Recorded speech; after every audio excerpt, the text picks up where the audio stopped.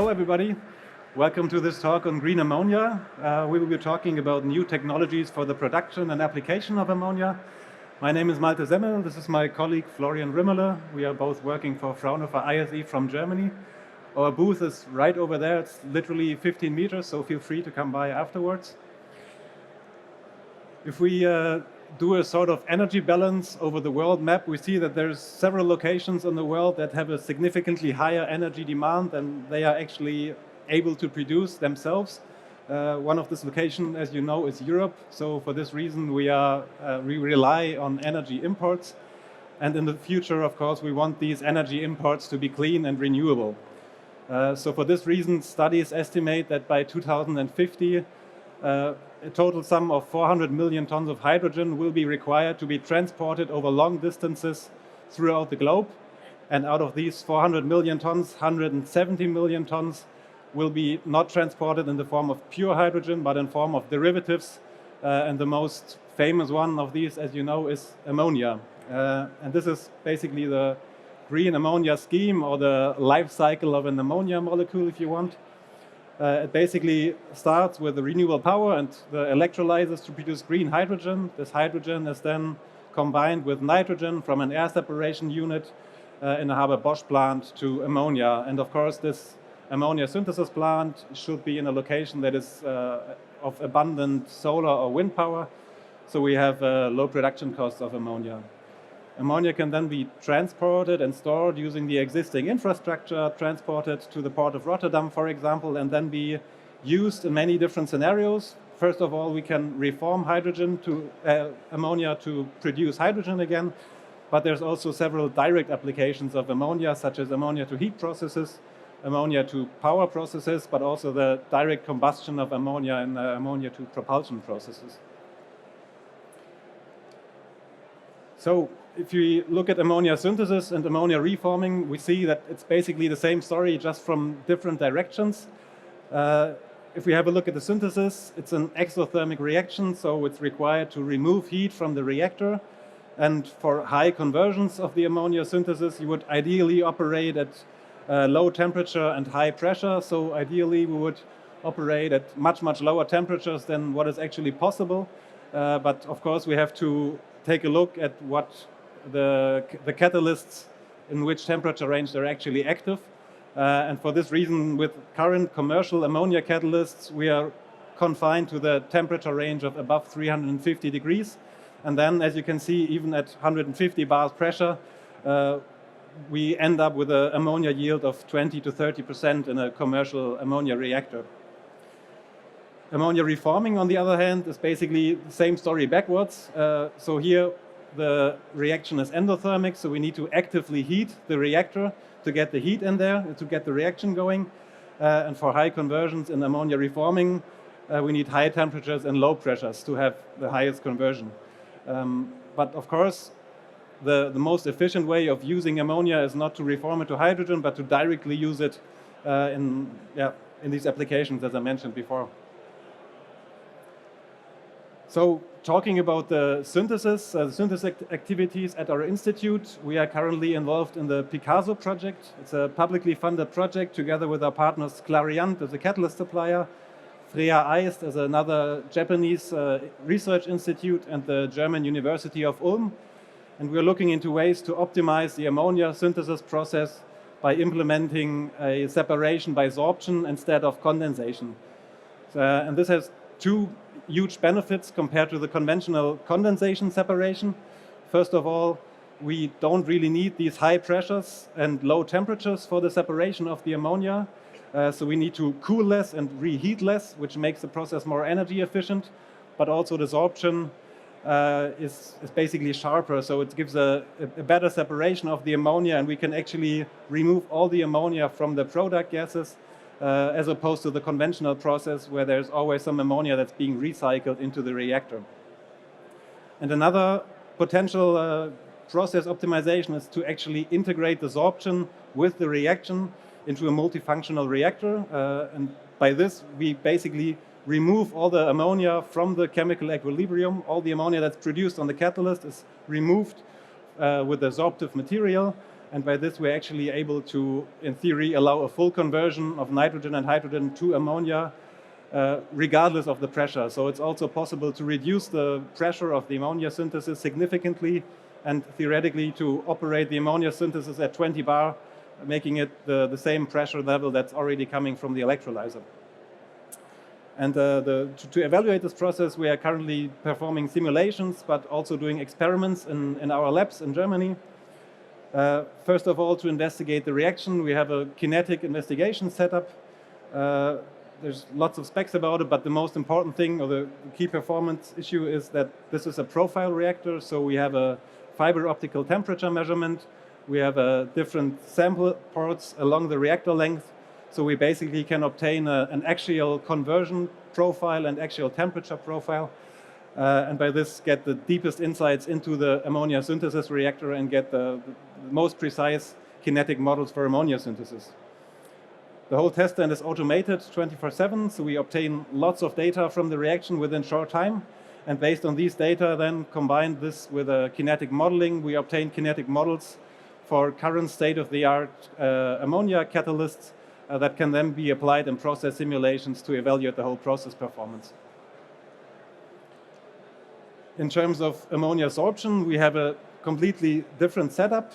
Here we use a magnetic suspension balance that is basically measuring the weight of a sorbent, and by this we can calculate how much ammonia is actually being sorbed onto the sorbent material. The sorbent materials we produce on our own. We're currently having a look at different metal chlorides that have a high ammonia absorption capacity, and then we can measure the absorption equilibrium of ammonia on the sorbent materials in the form of these absorption isotherms, as you can see here. And this test stand is actually the first and only test stand that is able to measure the absorption of ammonia under actual process conditions, so under these high temperatures and pressures of 500 degrees and 80 bars. So we synthesized ammonia. This ammonia can then be transported to the port within the existing infrastructure. And now it's time to talk about what to do with this ammonia. And for this, my colleague Florian is giving you all the details. Thanks, Malte. So yeah, my working field is the application or utilization of ammonia. And we are not talking about the general utilization like fertilizer. We are talking about here with ammonia converting to heat, ammonia converting to power, and for propulsion system which do not have CO2 emissions. From a European perspective, the ammonia will be transported to the harbor and then converted. But it has a major challenge, and the ammonia is not really reactive. So to burn it, you have to heat it up or make it more reactive. And the way we do it is we convert it into hydrogen. This way you can have broader ignition limits and a higher flame speed. Ammonia has a really low flame speed, and hydrogen has a really high flame speed. And this way you can find the right flame speed to ignite your burner or engine.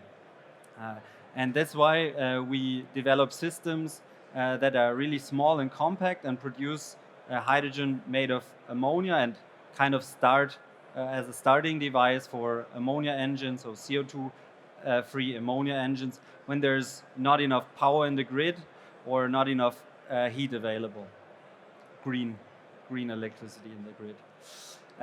Those systems are based on a development where we are in the commercialization phase. We developed that for the exhaust after treatment. The system is called CATVAP and it's modular. And here we see it was driving around in a truck for more than 10,000 kilometers. So it's a really robust process. And on the downer right side, you see it has an electrical carrier which can be heated electrically. This we need for the startup. And the way we imagine in the future a system that produces hydrogen is scaled up by numbering up. So in general, those reformers are made of tubes. So you have several tubes, and with the electrical heated catalyst, you can bring in the heat On the right side, you see a conversion curve.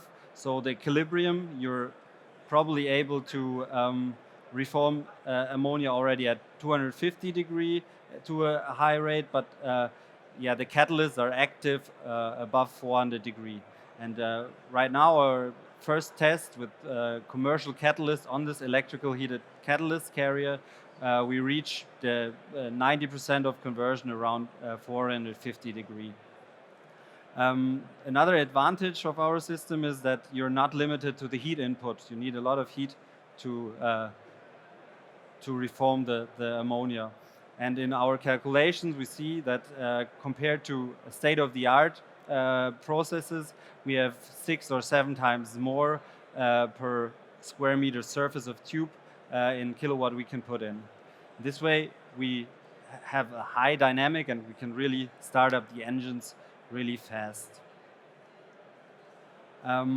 We also have test rigs at our facilities. We're building a test rig called Talisman, where we can produce hydrogen on that way in a range of 2 kilogram per hour. This is equal to 100 norm liters per minute and has a heating value of 75 kilowatt. A big challenge was to invent the analytics and cooling and separation, and mainly if you don't convert the ammonia, you have to somehow catch it, and this is why we developed a washer where you can device where you can catch 7.7 kilogram per hour of ammonia. Yes, so to conclude our both parts, Malte showed us that Fraunhofer ISE shows technology on the synthesis side. We have an absorptive synthesis where we can take out ammonia out of the equilibrium and go to lower pressures and also lower temperatures for the synthesis side. And for my part, we have the Elias technology with electrical heated catalyst carrier, which makes the conversion really compact and fast, and we can start up reformers, engine and burners really fast.